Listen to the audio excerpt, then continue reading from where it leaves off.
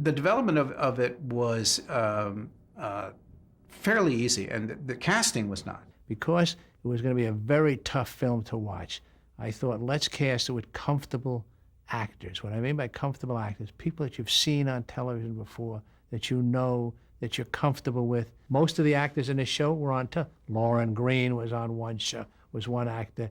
Ed Asner had just finished a television series. I was offered one role, didn't want to do it because I felt it was too easy. And so I said I wanted to do the captain because it creates the good German, the person who goes along with evil.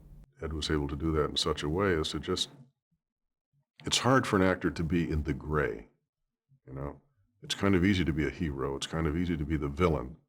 It's difficult to portray the man in doubt and torment. I also felt that I wanted to do it, and not because I really wanted to do that character, but because I was stupid enough to think that they wouldn't get enough white actors to support them in this venture. I guess I was still thinking in terms of my border state heritage. And actors were walking over each other to get onto this boat. There were some people who pretty much agreed to play anything just to be in the project. The challenges of choreographing the availabilities of so many great actors was, a major undertaking. And of course, every African-American actor wanted to be part of it because of the statement it made. I was watching the Dinah Shore show. Richie Pryor was on. And he had brought with him a friend of his who has just written a book called Roots. And I went, wow, I would love to be a part of that. I got a call from my agent that said that David Walper's working on a project from an Alex Haley novel called Roots. And they would like you to come in and meet with Mr. Walper, and Stan Margulies, the producer, and we'll see what happens. So I went in and sat down with Lynn Stallmaster, who was the casting director. And then the next thing I know, they wanted me to do Kizzy. But I had to get the part, I had to be able to age so I would look like Ben Vereen's mother. The role that they had me redlined or penciled in to read for him was not the role that I ultimately got. The role was that of the wrestler. They called me and said, "Did you read it?" I said, "Yeah, I read it." And I was salivating. They said, "Do you want to do it?" I said, "Absolutely." So they set up the screen tests. So from 9 to 5 o'clock, I was in that makeup chair. Finally, when I got dressed and we put this gray wig on me and I walk out there and I looked like a mummy. I said, I'm going to lose this part because I'm doing a comedy here. So I went home and I was in tears. I'm going to lose this part because the makeup people are stupid. They don't know how to do my makeup and everything. So my husband said, I'm going to find out who did Jane Pittman with Cicely Tyson.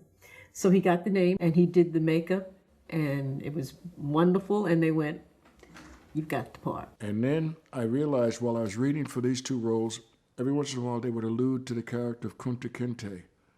And by the time they gave me the script with the Kunta Kinte character more fleshed out, all I could say was, man, whoever gets this, wow, once in a lifetime role. And they called me about the third or fourth day and said, David Walper would like to see you for the role of Kunta Kinte. And I almost fainted. I couldn't believe it.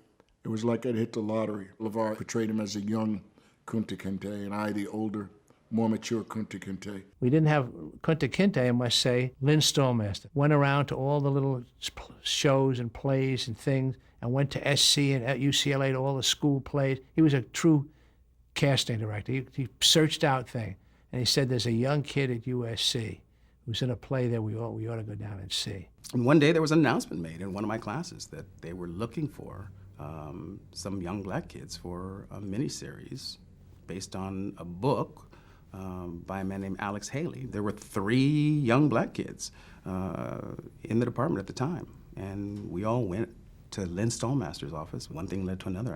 I got asked to come back and read again, I think a couple of days later, and that process kept going.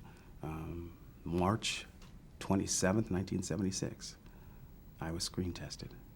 And that was the first time I was ever put on film. It's the first time I ever acted for the camera. The screen test went back and forth, you know, from the offices in ABC in New York to the offices of ABC in California, and none of the executives on either coast wanted to go on record as being the one who pulled the trigger on giving the kid with no previous professional experience the lead in, you know, this multi-hour television experiment, which was what Roots really was at the time. So he came into my office with David and Stan, and we had a meeting with LeVar, and he was so impressed. He was so impressive in person. He was so kunta kinte. You walked into the room and saw LeVar at that time. You said, what a terrific kid. You know, you just, something about him was magical. Unbeknownst to me, this was early May, late April, early May. Mid-May was, I think, the start date for principal photography in Savannah, Georgia, and they still hadn't cast this role yet. And so Wolper and company were really there to force ABC's hand. And they brought me in, and we talked for a few minutes.